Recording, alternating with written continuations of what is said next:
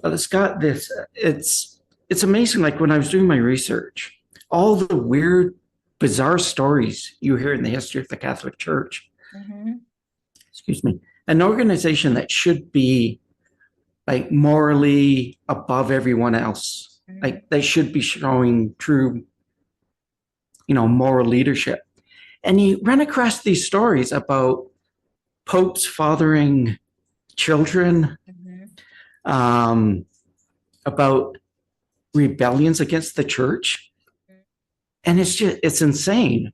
And my book takes off from, well, the history of that earth is the Crusades were actually successful and they just kept going and going. Wow. A doppelganger of her actually destroys her earth. Wow. And Right. it's told from basically from the point of view of people on the other side who are losing everything Mm. to this new faith on the rise of Christianity and how there's this myth developed that the classical civilization it replaced wanted Christianity.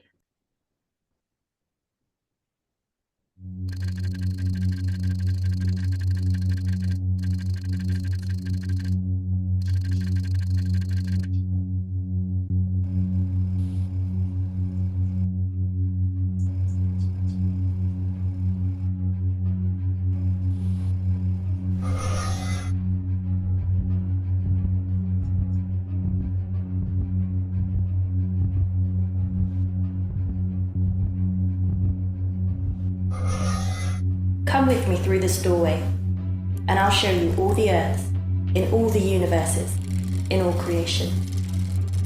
I promise you, you'll go places you've never dreamed of. See things you could never imagine. But be warned, there are things in play. Very dangerous things that want to destroy all of existence. And they must be stopped. If you want to stay alive, then you must always do it exactly as I tell you. And there's one rule you must always follow.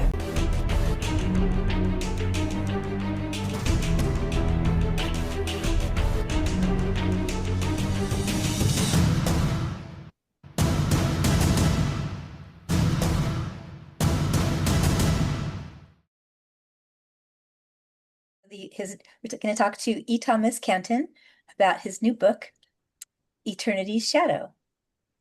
Thank you. Thank you for having me. So thank you for coming on. So tell me a little bit about your book. It looks so exciting. Well, it was a book that was actually inspired by the history of the Roman Catholic Church, roughly Bronze Age civilization, Wow. and the fall of Alexandria, but set in a multiverse setting. Interesting. And our heroine, Brooke, she's from an Earth that is ruled under a theocracy. The Roman Catholic Church has actually managed to, throughout the centuries, basically run the entire planet. Wow. And she's not happy about that. I wouldn't be happy about that either.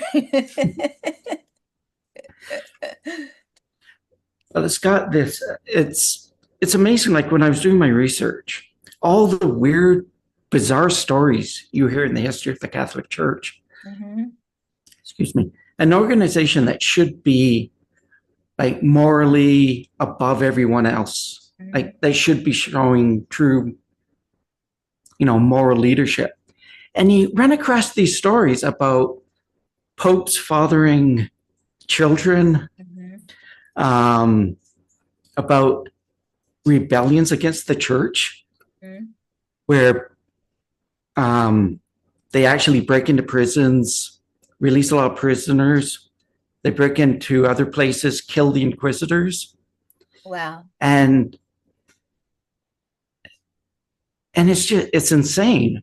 And I just kept thinking, well, what would happen if that church, the way it was, still existed, but had a far huger impact? Wow. Yeah, it almost did. I mean, the Crusades with the Roman Catholic soldiers just pretty much colonized everything in the olden days. Yeah, and I never understood why the church had an army. Because of power and money. They wanted to get rich. They wanted to spread their word. Yeah. It's a corporation. It was a big corporation, and that was their business.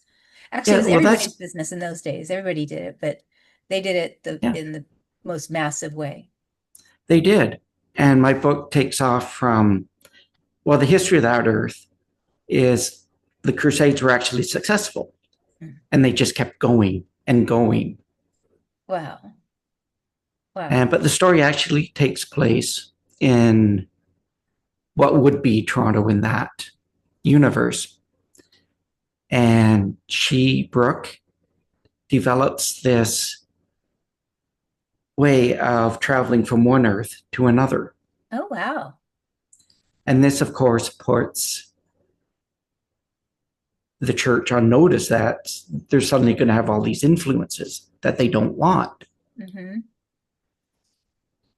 And at the end of the day, her earth is, how can I put this properly? A doppelganger of her actually destroys her earth. Wow. And leaves her kind of free floating at the end of the book. Oh, wow. Her girlfriend and a gentleman who used to be the deputy minister of science. Oh, my goodness sakes. And then the second book takes off from there. Have you written the second book already? Or? I'm about 20,000 words into it right now. Okay.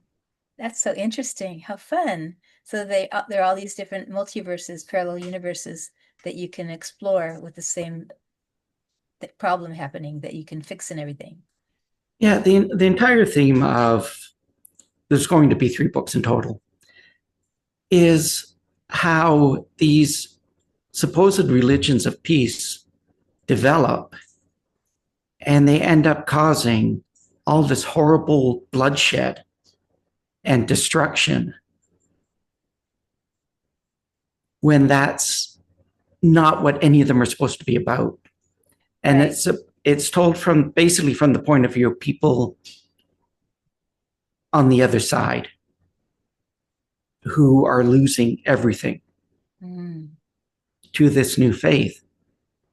I think a woman from the UK, Catherine Nixie, I think her name is, she wrote this amazing book called The Darkening Age on the rise of Christianity and how there's this myth developed that the classical civilization it replaced wanted Christianity. They were somehow looking for a true faith or something. And it really reveals what an incredibly violent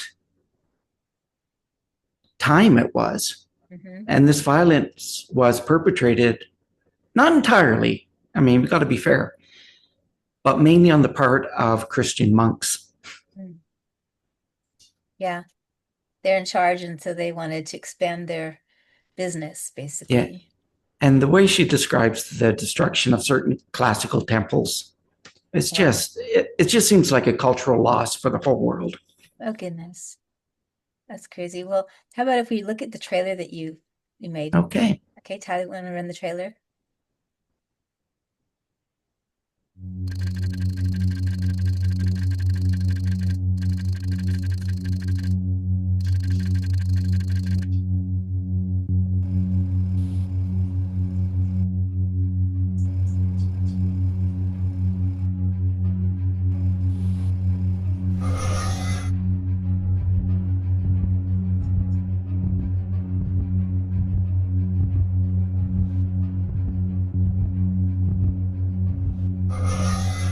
Come with me through this doorway, and I'll show you all the Earths, in all the universes, in all creation. I promise you, You'll go places you've never dreamed of. See things you could never imagine. But be warned, there are things in play. Very dangerous things that want to destroy all of existence. And they must be stopped. If you want to stay alive, then you must always do it exactly as I tell you. And there's one rule you must always follow. Hold on to your hat.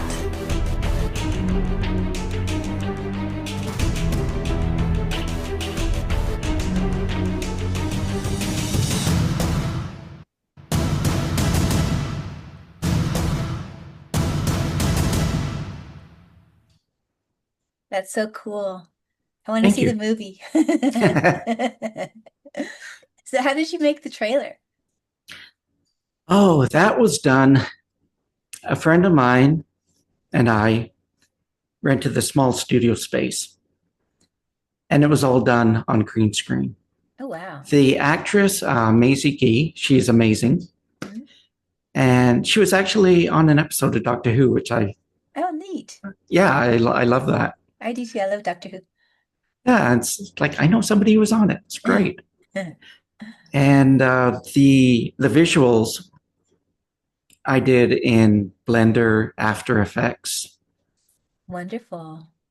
Yeah, it took a while to put it all together, but yeah, I thought it turned out pretty well. Came out great. So is that your background? It is that and graphic design. Oh, great. I do graphic design too. Oh, wow. That's my day job. We all need day jobs if we're writers, right? Yeah, it's exactly. So actually tell me about your day job, because part of this By.Storytellers thing is that with everything that's changing now, our whole world has changed, right? So all of the things as designers, especially, everything that we did before is different now, and we have to learn AI and all the new software and programs that are coming out. My brain feels a little bit like it's a muscle and it's working out a lot, right? We have to learn all that. People are going to be changing their jobs now, and it's good. And I mean, it's happening. So there's nothing we can do to stop it. So we have to adjust. But tell me about your work and how you've adjusted through this time. Yeah, you're right. The days of like our fathers having a job from cradle to birth is gone. Or cradle to birth? Cradle to grave. Well, in a parallel world, it is. Right? That's a very short life. But mainly, I've been learning three brand new graphic design programs. I'm literally going through them, going through tutorials on YouTube, trying to expand my skill set, my knowledge base on these things. And because a lot of companies I've been finding out are looking for people who know more consumer brand editing software or design software. And they're not, you tell them you know Illustrator, and they go, well, okay, but do you know Inkscape? Inkscape. Inkscape is actually a good program. Okay. That's one of the ones I'm learning. All right. It's a lot like Illustrator, so there's no huge curve there. There's like all these different programs. They're all basically the same, but different names, you know? Yeah, they are basically the same. The user interface is a bit different, but outside of that, you basically know one program. You know most of them. The thing that I found when doing graphic design is that I found out I sort of inadvertently was developing my own sort of retro style. And so that is what makes up a lot of my portfolio. And people are looking at me going, yeah, but can you design a label for bread? I'm going, yeah, that's easy. Yeah. That Who wants to? That takes like 30 seconds. Yeah. And it'll look amazing. Yeah, sure. Yeah, you get out Canva and you just do it. But I don't know how it is in Los Angeles, but here the job market is quite unsteady at the moment. Yeah. So I'm finding it harder and harder to get new clients, to get steady clients, or high-paying clients for that matter. And it's at the point where I have far too much time to write. I don't regret it, but at the same time, I know I should be doing something else. Yeah. So it's getting harder. And like my son is an artist, and he's starting to do quite well selling his art. Oh, nice. But I'm wondering, like 20 years from now, where's he going to be? Yeah. I'm more concerned with that than I am with my particular day jobs at the moment. Yeah, I'm hoping that people will buy human-made rather than AI-made products. But there's a whole generation that doesn't really probably care, like we do. No, I think you're right. They will, though. Yeah. And I think part of the big problem is there's fewer and fewer jobs. And the ones that are out there are getting more and more automated, taken over more and more by AI. It's getting to the point, I think, where governments are either going to have to institute some sort of basic universal income to compensate, which I think is the smart way of going about it. Yeah, I do too. But, I mean, in our country, the conservatives, in your country, the Republicans, will just, they'll have none of it. Well, it would be economically good to do that, because if they give people a basic income, then they will go out and they'll do more things to help the economy. They're going to get other jobs. They're not going to sit around. Most of people won't sit around just doing nothing and collecting a paycheck. They'll want to go out and do something else, but they'll be able to learn new techniques that will be able to benefit things. So we'll also save money on policing, on domestic abuse, domestic violence, crime, all that. We'll save a lot of money in other areas. So it makes a lot of sense to do that. And plus the companies that are using AI to mine all the data and take over all the industries, they should really be the part of putting this money together and putting something that's, maybe it's a tax write-off or something, some way, some incentive that they can pay part of this to give people a basic income. They need to do that. But I see that they'll do that in the next 10, 20 years. I'm hoping they'll do it sooner. I hope they will too. But yeah, the studies have shown that people, when they've done these basic minimum incomes, the studies have shown that people actually do put them into side hustles. They use it to create jobs. Yeah. To support themselves. They don't just sit around watching TV all day. Right. And then they don't do crime like they do now. They don't go in and do looting and, have that much mental health problems and all different kinds of crime. So it'll save a lot of money.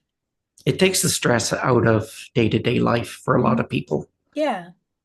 So I think it's economically feasible, and I'm hoping that they do that. But in addition to that, we have to think of ways that humans can make a living, even with AI, partnering with AI, and even with art, there's got to be a way to partner with art. Like, I use stock photos in order to design key art. You use footage from the movies and things like that you put into something, and you use the filters, Photoshop, to create your image. So, AI can, I guess, make that I'd rather have an artist do it, or I'd rather have real footage, real stock photo, but they're going to have a blend of things, I think, in the future where you can have both. Yeah, that's the one thing AI can't do. It can't see through an artist's eye. And that's the one advantage people will always have, is their imaginations. And I don't mean like just telling the computer, come up with this image. Yeah. But to go out, I know a lot of wildlife photographers. And it's Canada, of course, I do. Yeah. And they will get up at like 3, 4 in the morning, go out and wait for an hour or two for the perfect shot. And then they'll out of all the pictures they take, there'll be like one, Hmm. and they'll go, yeah, that's worth it. Yeah, And I've not seen any AI art that can beat what they do. that's true. You get the look in that animal's eye, you get the whole conversation that's in one shot. That's really fun. Yeah, it is. Yeah. So what else do you do? What else do I do? Um, the other way I've been making a living is a lot of videography, video editing, and photography as well. Mhm. So I've been doing a lot of everything. But again, it's mainly freelance. Mhm. So it's a matter of getting clients in and getting them wanting to come back, Yeah. which has never been a big issue. It's getting them in the first place. Yeah. That's what throws me. Yeah. I use Excuse me. a platform called Upwork, and I get a lot of clients through Upwork. I've been told about that. That's something I've been meaning to look into. Mhm. It's I've been on it for about 5 years, and I have a steady stream of clients. Oh, okay. So you should I should definitely look into that you then. should look into it. Yeah. Yeah. Yeah. So great. So when is your next book going to come out, you think? I'm hoping the follow-up to Eternity Shadow, it's going to be called Pandora's Shadow. Mm. And I'm hoping late this year, early next year. Oh, great. Well, I look forward to that. Such a great concept. I love the idea, and it's so timely now with everything that the religions are doing, trying to take over the world now. I want to escape to another parallel universe. Oh, if only we could. I know, really.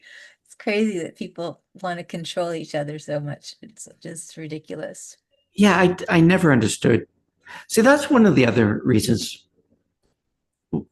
why I kind of pursued this story is I've honestly never understood the purpose of power. Like, okay, you do all this scheming and whatever to get power. Okay, but then what? Yeah, what's the What do you point? do with it? Well, obviously they have an insecurity complex and they have a lack in their own hearts. That's why they try to do it. Oh, speaking of which, how is Donald Trump? No, yeah, let's not go there. Okay, And he's not the only one, though. I mean, he's not. no, the people that call themselves under certain religions and then they just do it for to oppress women and to oppress people. I call them oppressors, really. They really don't have Yes, anything spiritual. I mean, I've always been very spiritual, but these people aren't spiritual, and it's just it's a strategy. That's all it is. It's a strategy. If you look at that, there's only a few people in the world that are in power, and they want to hold on to that power, so they create all these things, including stereotyping people, putting them into little boxes. It's all marketing and strategy to help them get what they want.